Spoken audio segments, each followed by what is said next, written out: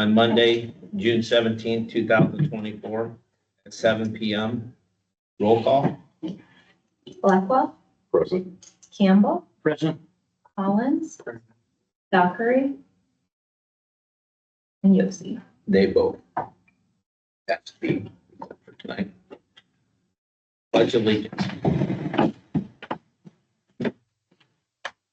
I pledge allegiance to the flag of the United States of America and to the republic which stands one nation under God, indivisible, with liberty and justice.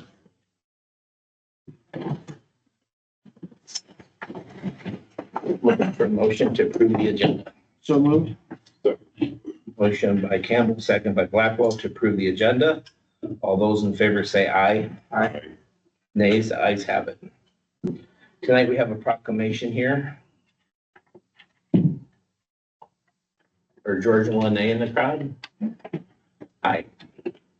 I'm going to read this and then I have a couple copies to give you. This is a proclamation for the community of Stronger Than Cancer Day. Whereas there are more than 18 million people with a history of cancer living in the United States, and whereas more than 5,480 individuals in the United States may be diagnosed with an invasive cancer in a single day in 2024, and whereas a 2016 report estimated that at least 2.8 million people provided care to a person with cancer in the United States in a given year, and those individuals spend an average of 32.9 hours a week providing that care. And whereas the state of Iowa continues to have the second highest and fastest growing rate of new cancers in the United States. And whereas Community is Stronger Than Cancer Day celebrates the community that comes together to support cancer patients, survivors, caregivers, and their loved ones. And whereas Community is Stronger Than Cancer Day was first celebrated in 2021 by 175 cancer support communities and Gilda's Club locations across the country, providing community-based support to patients, survivors, caregivers, and who have experienced a cancer diagnosis. And whereas Community is Stronger Than Cancer Day will be celebrated in 190 locations in 2024. And whereas in 2023, 264,057 people visited cancer support community adult programs, and 25,950 individuals participated in cancer support community, a child, teen, and family programs, calling upon their community for support, education, healthy lifestyle, and social events. And whereas there are to be an estimated 21,000 new cancer diagnoses amongst Iowa residents, with an estimated 6,100 deaths from cancer in the state of Iowa. According to the Iowa Cancer Registry, incidence and survival data from 1973 through 2019, there are an estimated 168,610 cancer survivors amongst Iowans, defined as people are currently living who have had cancer. And whereas Community Stronger Than Cancer Day is in celebration of the day of inspiration, companionship, connection, and hope, and whereas our community is truly stronger than cancer, now therefore be it resolved, I, Frank King, Mayor of Eldridge, Iowa, do here proclaim that June 28th, 2024 is to be known as Community is Stronger Cancer Day in the city of Eldridge, Iowa.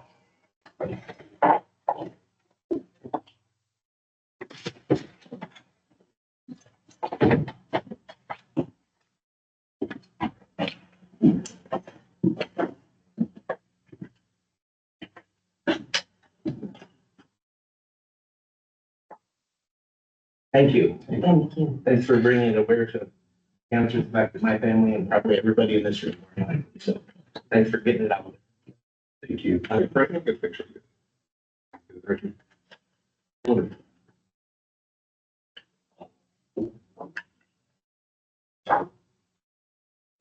Thanks, Mark.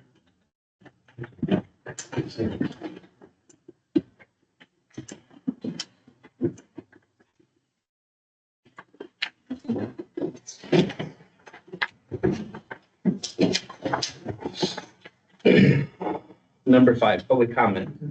Before we get to that, the city council recently adopted procedural rules for conducting council meetings.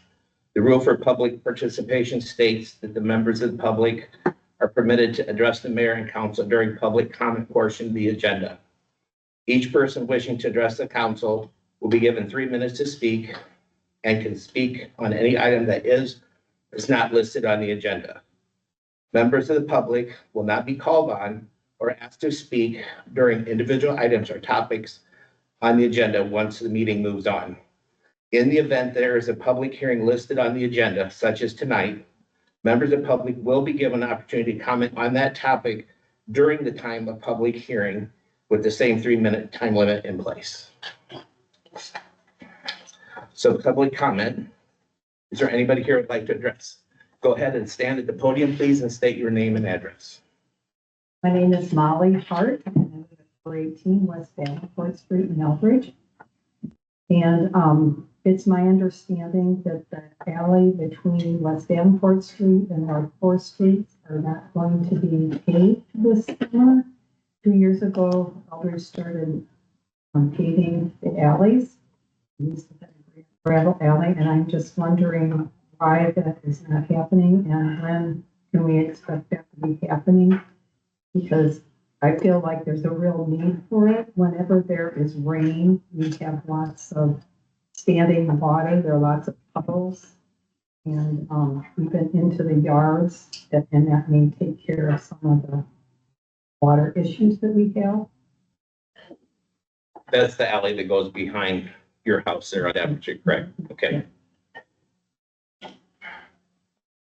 And that exits on 4th Street to where Larry Rao used to live. Mhm. Okay.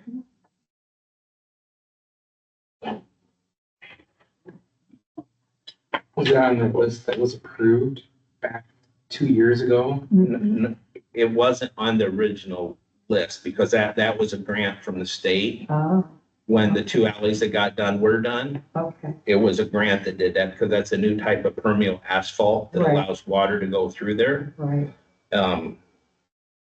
But we can look into this and I'll get back to you. Okay, yeah, because, I mean, there have been like 4 other alleys that have been done. Right. And No. we do have a water problem. We gave that, I believe. The original ones were all part of the original. Mhm. And I believe that the company had some involvement in choosing where those went. Oh, really? They should have come and looked. But I guess I would ask that, if it's not gonna be done, that somehow the alley can be looked at and we're in the middle where it meets, it's high, and then our driveway is low, and so there's a huge puddle that forms there, and, there are lots of weeds that grow that are there that they don't take care of or whatnot. Okay, Could just be. But I'd love you to come when there's a big rain and look in some of the yards. all right. Make sure you put your phone number down there so we can get back to you. Okay, like on the sheet out. Yes.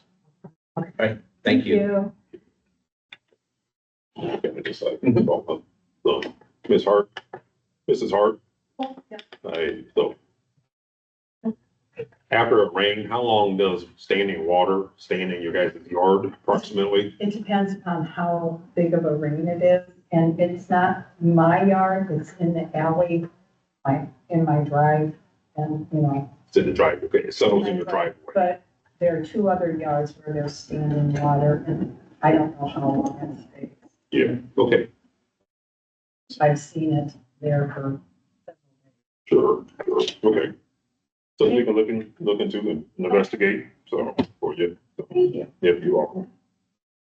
Is there anyone else?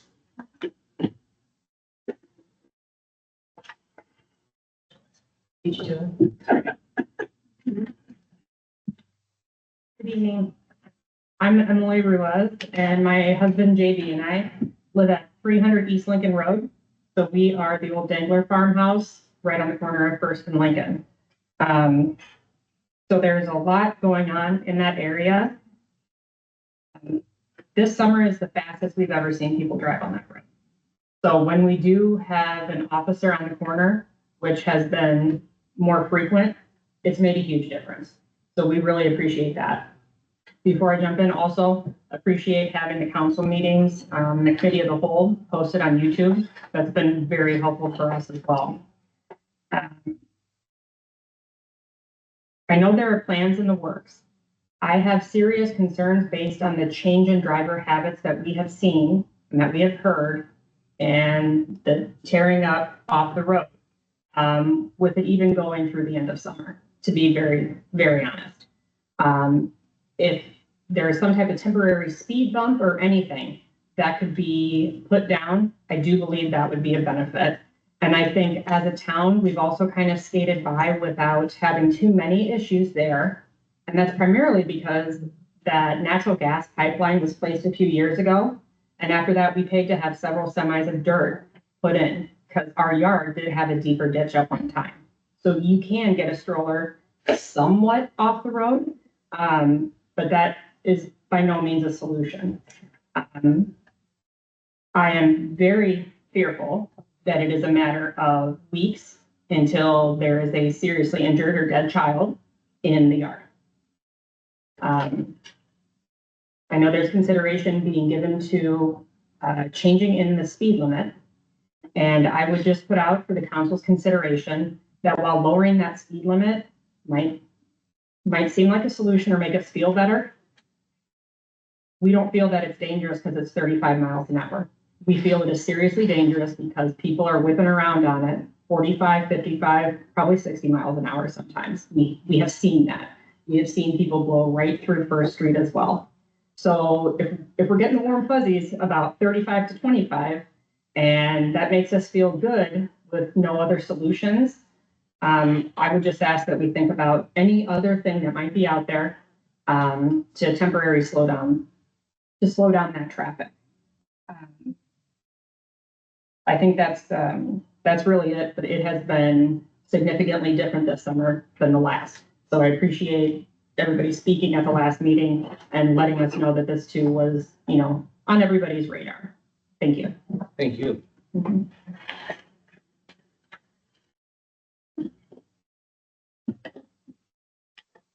I think we all echo your concerns, as we've all said in previous meetings. I wish we had a solution that we could fix it right away. So, and I think we'll talk more about the speed limit later, but I think right now, that's the only thing we really can do. And 100% from us right there, we feel like we're being heard by the council and by the police department. I think we, It's yeah, being taken serious. Is there a time frame? Have you seen more speeders in the afternoon, in the morning, going to school during school hours? So when school is in session, Mhm. it is crazy fast. Mhm. Because people are also distracted, in my opinion, this is just what I've observed. Sure. They're coming in hot, after work sometimes. Okay. But I would say, 4 to 6, 7, 8. Okay. It really has no time. Okay. Do you guys feel that traffic is coming off of Fox Ridge and headed to replace, or is it coming over the overpass all the way from Scott County Park Road? I don't, I think the majority of what I hear and see is turning off of First Street headed east. And they just, Oh, so, okay, so your concern is the rapid acceleration from in front of your place, not de-acceleration for fast speed coming from the other direction. correct. I think it's both. I'd say it's 100% most of it. And if I had to guess, and this is an uneducated guess, the SUVs and the minivans that are turning off of Fox Ridge are gonna struggle to get up to probably 50 miles per hour before they hit the edge of our property. So I'm guessing they might be coming over that overpass. I mean, I can't get my van going that fast in that short space, so I mean, there must be somewhere else.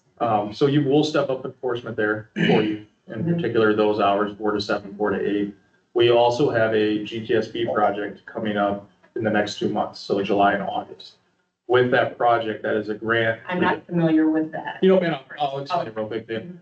So that's a grant through the state for traffic enforcement only, where our officers go out and work for the state and then reimburse, the state reimburses the city for any overtime hours.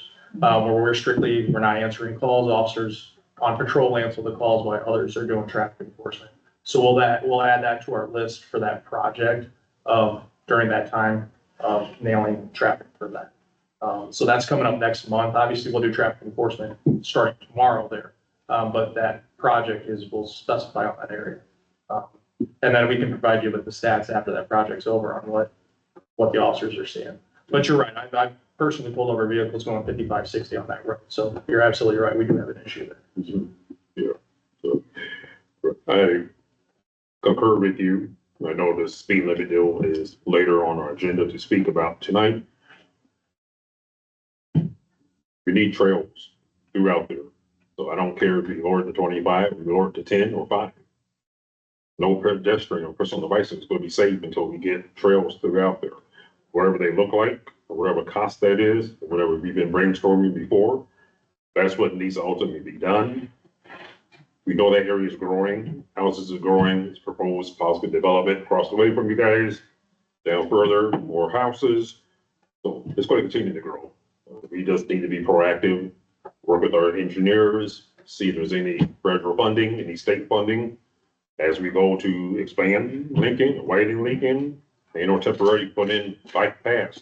That's what's going to take place to keep pedestrians and kids safe, not necessarily lowering that speed limit throughout there at this particular time. 100%. We fully know there's probably gonna be a stoplight, if we live there for the rest of our lives on that corner at some point in time. But 35 to 25, I don't think is gonna mean very much to a kid that's not buckled into a stroller or kid on a bike. So I appreciate everybody listening and taking it seriously. Absolutely. Thank you. Thank you for bringing your concerns to us.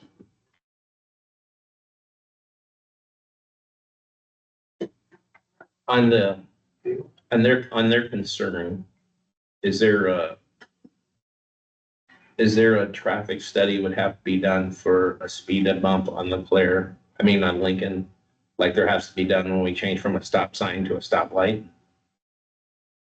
Cause I know the city has that temporary one that we've tested in other areas that we ended up making permanent speed bumps. Yeah, we could look at that option to see if it's feasible, like where we have it in town now is more of kind of the urban area, the curb and gutter part of town where we have them, but yeah, we could definitely look at potentially adding them.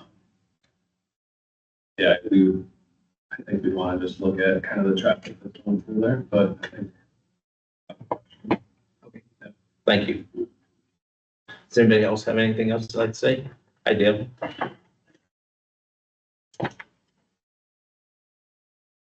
I'm Dale Dunlop from 49 South Shoals, Swan Grove. I just want to reiterate the same thing.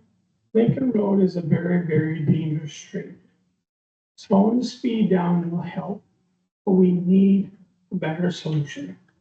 We need somehow a bike path, sidewalk, center. That's all I have to say. Thank you, Dale.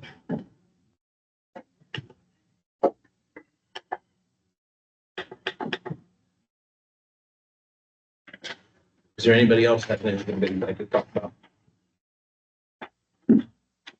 Okay. 6A, consideration to approve the city council and the committee of all minutes from the June 3rd, 2024 meeting. So moved. Second? Motion by Campbell, second by Collins to approve the city council and the committee of all meeting minutes from June 3rd, 2024. All those in favor say aye. Aye. Nay, the ayes have it. 6B, consideration to approve the bills payable. I have no questions, Your Honor. Okay, Mr. Blackwell, do you? I believe I figured out what my question was. Unfortunately, I don't have internet connection to double check, but I believe I looked at it and understood where those funds were going to, so I have none right now. Okay, thank you. My questions were answered this afternoon. Thank you. All right. So with that, do I hear a motion to approve the bills payable? You do, sir? Do I hear a second? Second. Motion by Collins, second by Campbell to approve the bills payable. All those in favor say aye. Aye. Nay, the ayes have it. 6C, consideration to approve the cigarette tobacco commit renewals for Eldridge Mart and the Eldridge Tobacco and Vape Shop. Chief, did all that look good for both those places? Yep. Yeah, any issues, so. Okay. You guys know my stance regarding the vape shop. Yep. With that, it still doesn't change. I feel we don't need an accumulation of establishments that sell that product. And then have maybe 6 unless a license has not been approved for another one. So for individuals who decide that, that's their choice, but we know the issues we have in the schools, the kids obtaining those, the amount of money North Scott schools put in there, we know the health risk. Secondhand smoke and third-hand smoke too, with these products. So I'm not in favor of it, and I'm still not in favor of it. My vote will declare that this evening. Yeah. That's all that I have to say.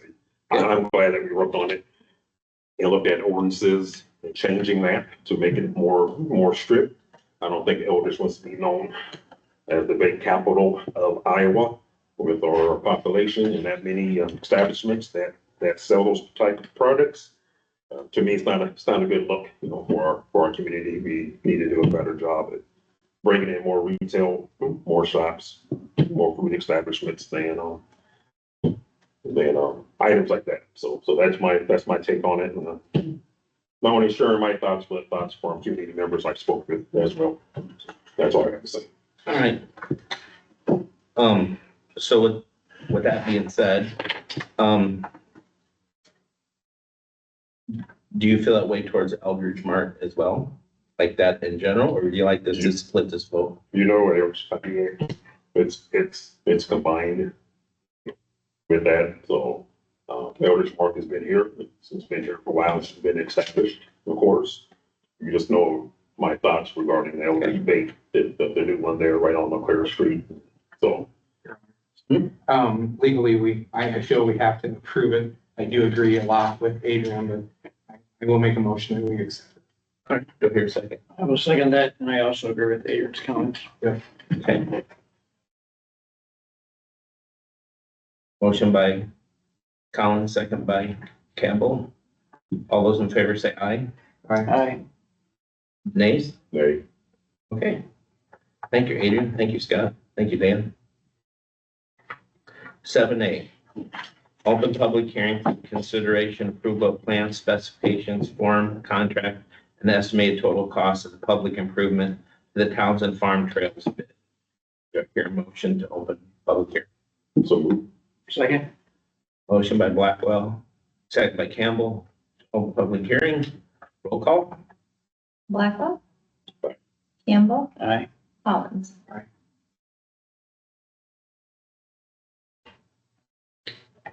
Jeff, would you? I do have a letter that was submitted by Nancy Gruber. Okay, It was the same letter that you may have seen in the North Scott Press a couple of weeks ago. This one is addressed to the city of Eldridge.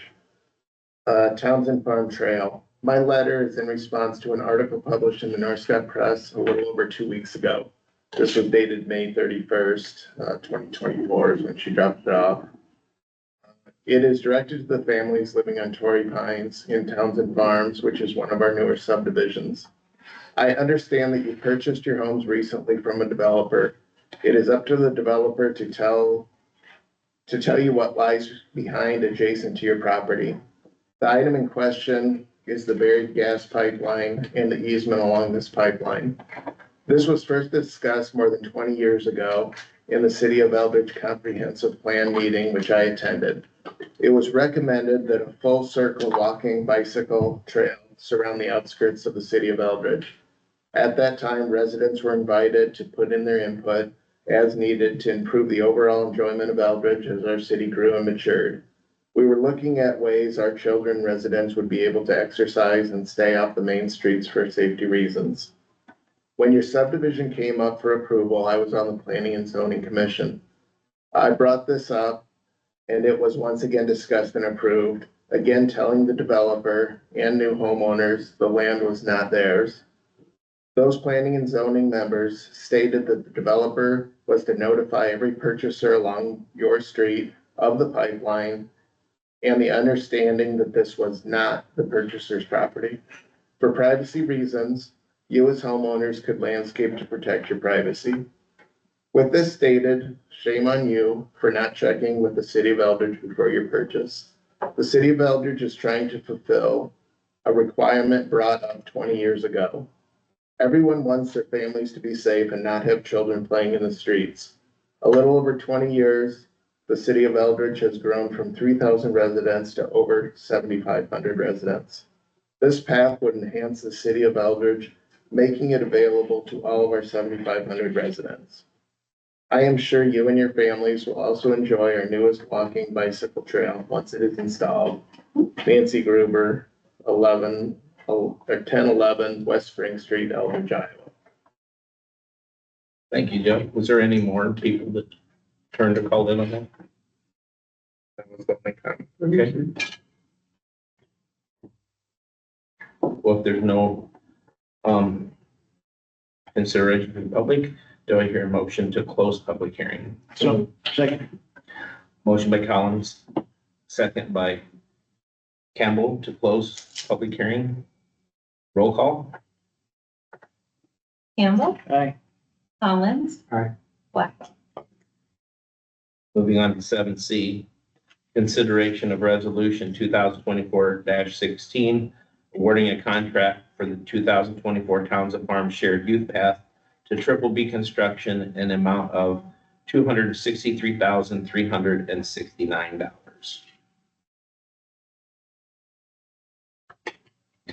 I will make that motion.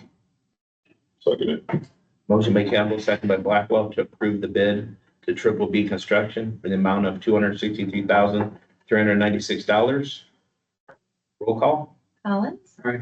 Blackwell. Aye. Campbell. Thank you, gentlemen. 7D, consideration to approve a proposal from Daxon Construction in amount of $33,032 to remodel the lower level of the Eldridge Police Department, and additional amount of $6,370 to purchase 13 metal lockers. Chief, can I call on you for that? Yeah, so we talked about this at the committee of the whole earlier this month. So with this construction, we're kind of running out of room in our police department. This will better use the space we have available to us. So with this construction, that will give us a dedicated supply room, a new office, most importantly, a women's locker room, something that we probably should have had many, many years ago, to accommodate our current officers and future officers, and also a dedicated records room. So this will be huge for us if this passes. There is an updated quote I gave you guys today. And there's a difference on that quote, a $494 increase from the quote you guys have to the one I received at 4 p.m. today. That is due to suppliers' increase in cost. So the metal lockers, the lockers we have now are probably 20 years old, to be frank with you guys. So these lockers here will allow for airflow for officer uniforms and things of that nature. If we buy in bulk, if we buy in bulk, it's $490 each for each locker. If we do it separately, say 1, 2, 3 lockers, we're looking at anywhere between $612 and $720. So I think if we're gonna buy new lockers for the women's locker room, we might as well just update everything, and then be done with it for the next 20 years. So, the other thing, and I guess that's next on the list, I'll just speak of it now if you guys don't mind, is the air purifier. I know I was told to look into, we have a ventilation issue in our evidence room. I think City Hall employees can attest to this. If we have a big drug bust, you can smell the drugs as soon as you walk in to City Hall or the police department. And that is a huge issue. One that is unhealthy for the employees or any citizen that walks into that building. I think the best option and cheapest option right now that we look into is this air purifier that is specifically made for evidence rooms, and see if that takes care of our issue for the time being, instead of going thousands of dollars for a whole new ventilation system. So I think this is the best option, and we'll see if this can take care of our issue. I'll speak to the construction project first. Chief gave me a tour of the basement today, and it's very clear that this project is well long overdue. So I would definitely make the motion to approve the Daxon construction quote as presented. I'd like to comment as well. Yeah, go ahead. Those lockers need to go. Yes. They should have been at least 10 years ago. I've already, Chief, strong supporter of the police department. And we thank you for that. Back in the blue, always, and appreciate what you guys do. No. Definitely. Everything as a council member, all my years on council, I have approved. But a lot of No comment, just say this is what's needed, this is what's needed to protect you guys, to protect us. On here, and I'm gonna approve this tonight too, because it's obviously it's needed, upgrades are needed. However, with the money that has been spent with other modifications of the current police station, with this modification here, if it does pass, I don't want us to lose hindsight of the need of a new police station in City Hall. Yeah. We spoke about 6-7 years ago that we have outgrown that space. And I want us to still be visionaries and look at possible properties throughout, talk to citizens.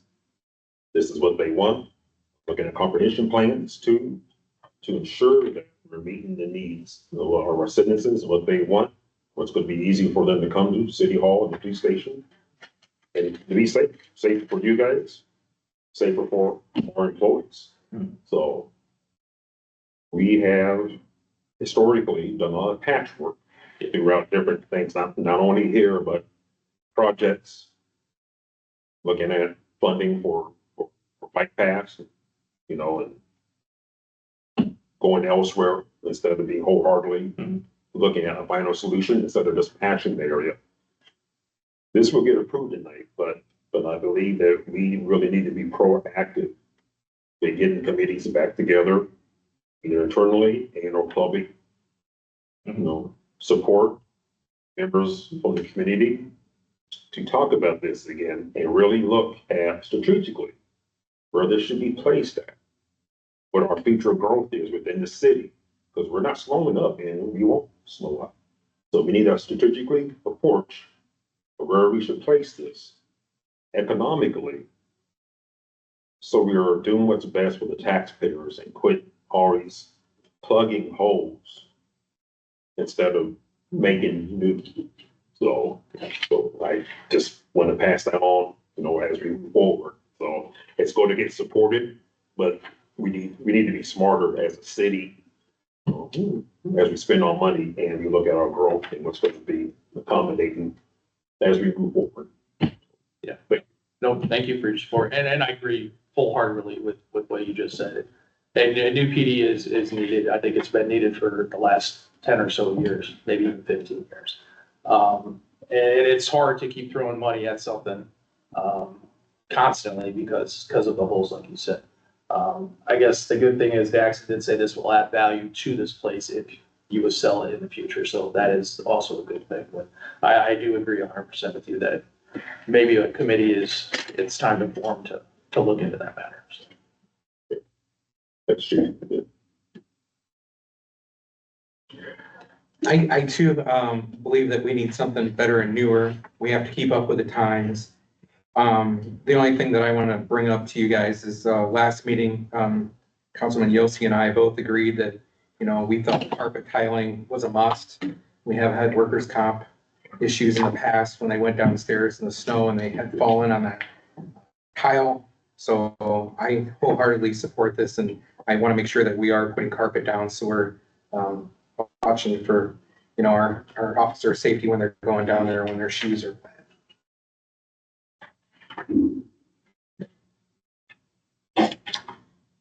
Okay. Thank you. So, yeah, I believe Councilman Campbell, did you make a I did motion? make the motion, yeah. Well, with that being said, I think everybody spoke, I will second that motion. Okay. Motion by Campbell, second by Blackwell to approve the proposed construction bid from Daxton. All those in favor say aye. Aye. Nays? Ayes have it. On letter E, the chief talked about the Air Pura UV 700 air purifier for the evidence room for a total of $1,209.98. Do I hear a motion for the air purifier? So moved. Second? Motion by Blackwell, second by Campbell, the second. The purchase of the Air Pura UV 700 air purifier. All those in favor say aye. Aye. Nays? Ayes have it. 7F, Resolution 2024-19, approving final acceptance of the public improvement for street patching Plan 1 from Centennial Contractors of Quad City. That is, everything look good on that? Yes, you'll see in your packet, there's a recommendation letter from our engineer, Zach at Shive Hattery to accept these public improvements. Centennial Contractors completed the work. They were excellent to work with. They did a great job. In the bills payable, you'll see the final pay app that was submitted along with the balancing change order to close this project out. Do you have any questions for Zach or Nevada on that? No, I have no question and needed to get on, so thank you both for that. I'll make a motion for approval. Do I hear a second? Second. Motion by Blackwell, second by Campbell to approve resolution 2024-19 for the final acceptance of public improvements on street patching plan number 1. Roll call. Blackwell, Aye. Campbell, Aye. Collins. Aye. AA, consideration of resolution 2024-17, approving and setting fiscal year 25 salary and wages of the city of Eldridge employees. This is in your packet. I will make a motion that we approve salaries and wages as presented. Do I hear a second? Second. Motion by Campbell and second by Collins to approve resolution 2024-17, setting fiscal year 25 salary and wages. Roll call. Campbell, Aye. Collins, Aye. Blackwell. Aye. 8B, consideration the first reading of ordinance 2024-9, establishing the speed limit on Lincoln Road. I agree with everything that Emily said earlier, and I appreciate her comments. I've also heard from several residents who live out there, and they're at least appreciative of us taking this one small step. So we need to do more, but this is a small step that we can take right now. So I'd make a motion that we consider this the first reading of the ordinance. I wasn't present with the committee as a whole. I was looking at past minutes and so forth too. I mentioned tonight, no lowering of the speed limit, even down the bike, is going to help pedestrians who are walking, who may be riding the bikes in an area of collision. If there's maybe a little more insight or who we spoke to, who wants to bring that down to 25, as it's partial residential, but we have a lot of land that's open throughout there. We usually reserve the 25s for residential alleyways at this particular time. And again, I mentioned historically as a city, we have I guess a procedure of patching stuff instead of fixing stuff the right way. That's not going to be done until we at least get a trail through there, no matter where that runs.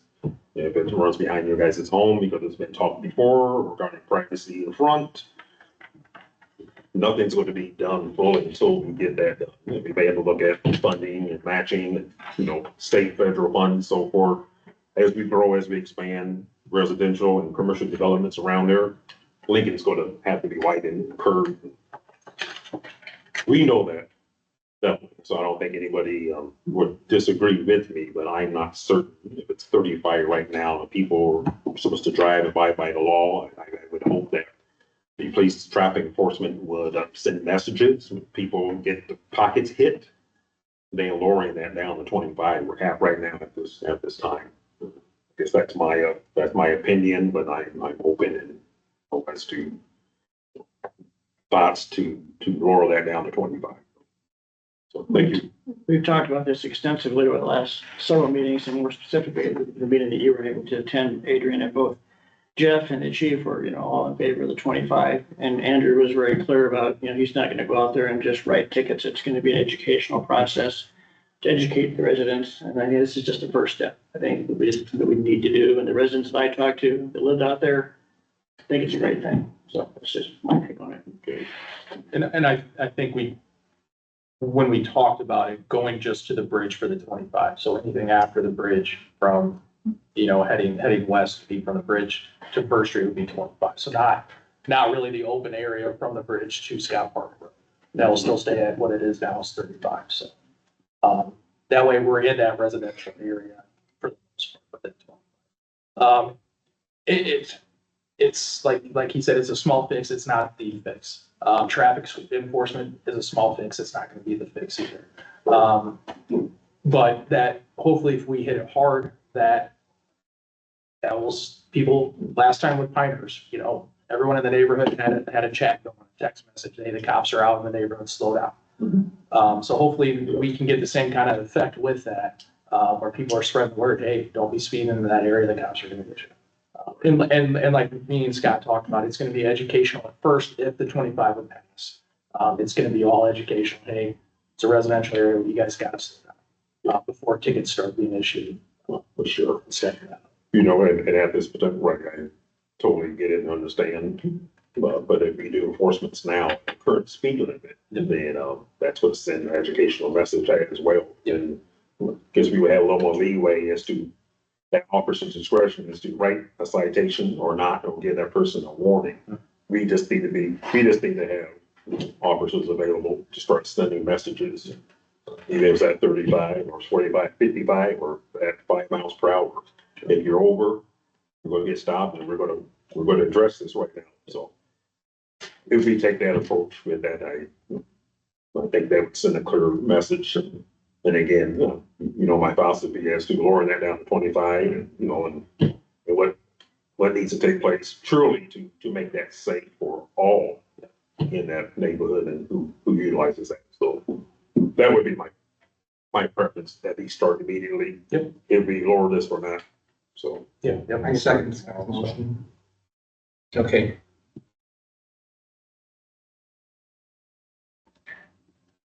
Motion by Campbell, second by Collins. Roll call. Collins. Blackwell. Nay. And Campbell. Aye. Thank you, gentlemen. Number 9, Board of Staff Reports, Nevada. Thank you, Mayor. A couple of topics that just came up with some questions over the last couple of weeks, since our last meeting, that I just wanted to provide some clarification on. The last city council meeting, the council voted in favor of a resolution of support for a developer that was going to be applying for some workforce housing tax credits. That vote of approval was contingent upon getting clarification whether that resolution would be a commitment of funds. The vote was to pass it if it was not a commitment. When I did speak to IEDA, they did confirm that that resolution of support would commit that minimum amount of funding from the city. So that resolution therefore did not pass for that, in support of that application for the workforce housing tax credit. So we will not be providing that resolution in support for that application in this funding round. There was a recent power outage on June 4th. We had a lot of questions, a lot of calls, a lot of questions whether that was an Eldridge Electric issue and whether that was related to low staffing levels. It was not an issue on the Eldridge Electric side, and it was not at all in part due to lower staffing levels. It was a Mid-American energy issue with their feeder line coming into our power system. So just clarifying that as well.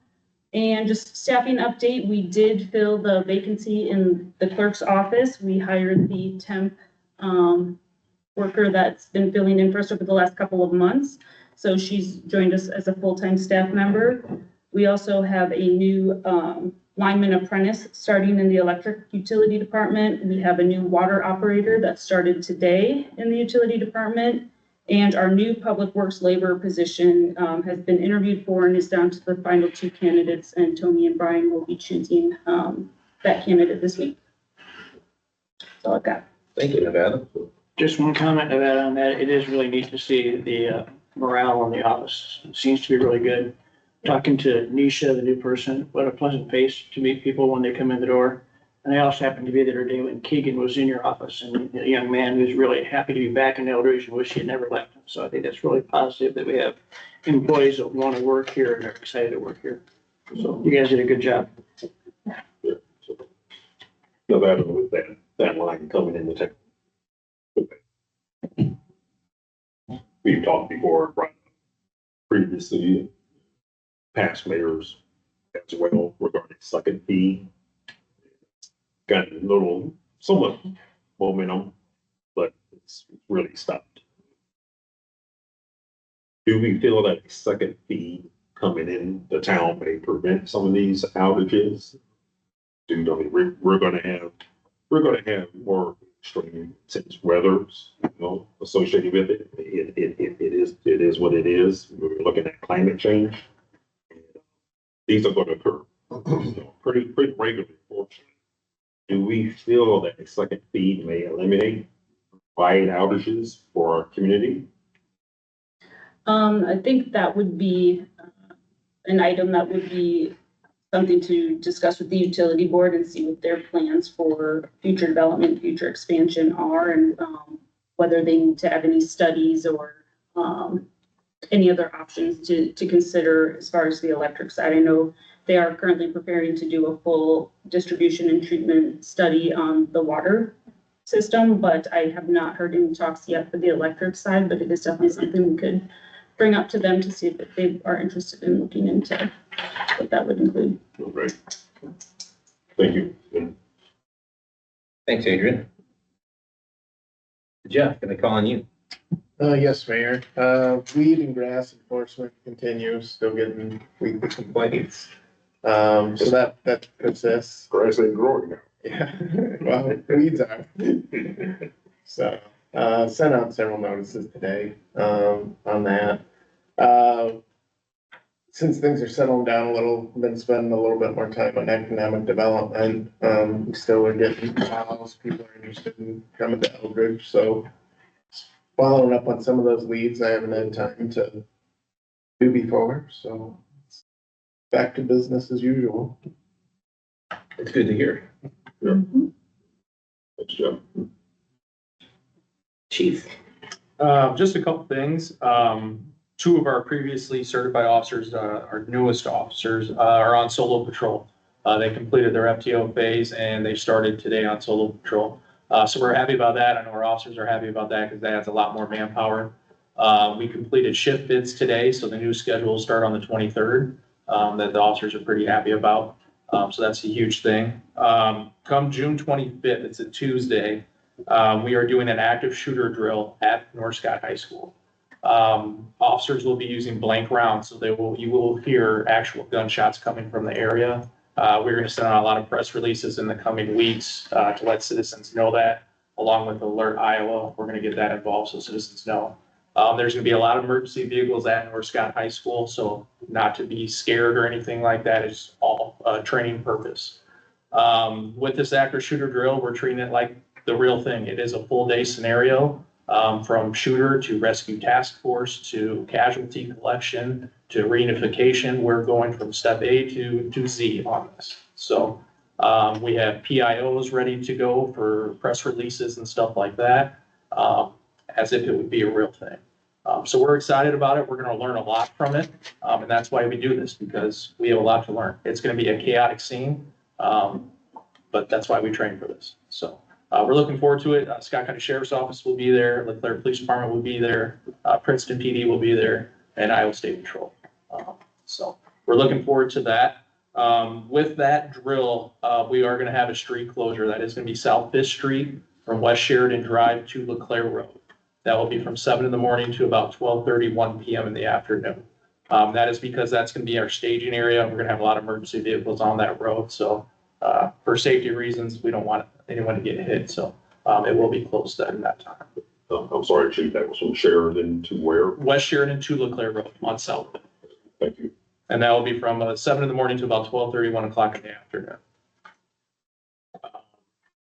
I don't know if anyone heard today, but the Jets are in town. So the air show is this weekend, which means road closures again.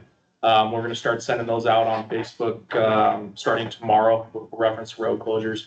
Usually that is Slopertown Road at First Street and Buttermilk south of Lincoln right there. That's usually the road closures. The other road closures will happen near Starlight, Craft, and Division Streets. As of right now, what I've been told is they will do a training day Friday for about 3 hours between, I think, 12:30 and 3:30, I think is what the plan is. So roads will be closed during that time. That is a military thing. That's a Department of Homeland Security thing. So we have to have the roads closed during that time. The other roads closures will happen Saturday and Sunday. From my understanding is they're doing a night air show too. Friday night, yeah, and some concerts. So, Friday night, there's gonna be some road closures with that too. So Friday, maybe Saturday night, I'm sorry. it might be Saturday, and I'll confirm that. I'll let Second. Mark to I know misspoke. about that. Yeah, So Saturday. it's a Saturday. So those are gonna be the road closures for that. And that is all I have. If anyone would like to attend the active shooter drill to kind of see what it's all about, please let me know. We're gonna be inviting the media. We're gonna be sending that your guys' way this week. So if you'd like to attend, let me know, and we can get you guys involved to kind of see what it's gonna be. Was there one just recently, maybe the last week at Central? Davenport did one, yes. Right. So ours is gonna be a little bit bigger. Well, I don't know if you can say bigger, but it's gonna be like a full day scenario, from point A to B. They did a lot of active shooter training. It was really great training. You can't train enough on that stuff. So, and it's to get all the agencies together so everyone's on the same page. So, it's great to see other agencies, including us, getting involved with each other, communicating so everyone's on the same page. So it's huge. Happy to hear the officers are doing well. Yep. So give us a good experience being out there in person, Lincoln. That they're gonna start doing that, especially tomorrow. Awesome. So, Thanks, Chief. yep. Any other questions for Chief? All right. Well, that will conclude our regular part of our meeting tonight because we are going to go into closed session here.